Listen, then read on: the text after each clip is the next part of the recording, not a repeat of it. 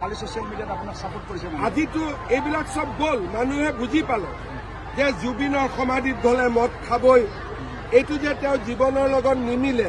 মানুহে গম পাই গল জুবিনক ন্যায় যে অকল বিজেপিয়ে দিব পাৰে তাকো গম পাই গল কালিতো অখিল গগৈ ক'ত আছে কালিতো গোটেই অসমতে অখিল গগৈ কোনেও দেখা নাই কোনোবাই দেখিছে নেকি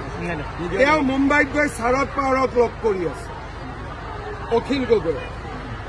কিন্তু মইতো লণ্ডনৰ পৰা হলেও জুবিনৰ জন্মদিনত আহিছো কষ্ট কৰি হলো বিজেপিৰ মেম্বাৰসকলে ব্লাড দিছে আজি এইবোৰ ক'ত গ'ল জাষ্টিছ ফৰ জুবিন বুলি অসমত যিসকলে চিঞৰ বাখৰ কৰি আছিল যোৱাকালি দিনটো তেওঁলোকে কি কৰিলে একাংশ জেনুইন মানুহখিনি কালি ব্লাড দিছে কোনোবাই নাহৰ ফুল ৰুইছে কোনোবাই বেলেগ বেলেগ কাম কৰিছে কিন্তু যিবিলাকে অসমখন নেপাল বনাবৰ কাৰণে জুবিন অনুৰাগী হৈছিল সেইবোৰতো নোহোৱা হৈ গ'ল কাৰণ ইহঁতি গম পালে যে মই থাকালৈকে নেপাল নহ'ব বুলি এইবিলাকতো ষড়যন্ত্ৰ আছিলে আৰু 10 তাৰিখৰ পিছতো আৰু মুখৰ মাত বন্ধ হৈ যাব আমি যেনেকে তদন্ত কৰিছো কাকো ৰেহাই দিয়া নাই 10 তাৰিখৰ আগতে মইতো 8 বুলি ভাবি আছো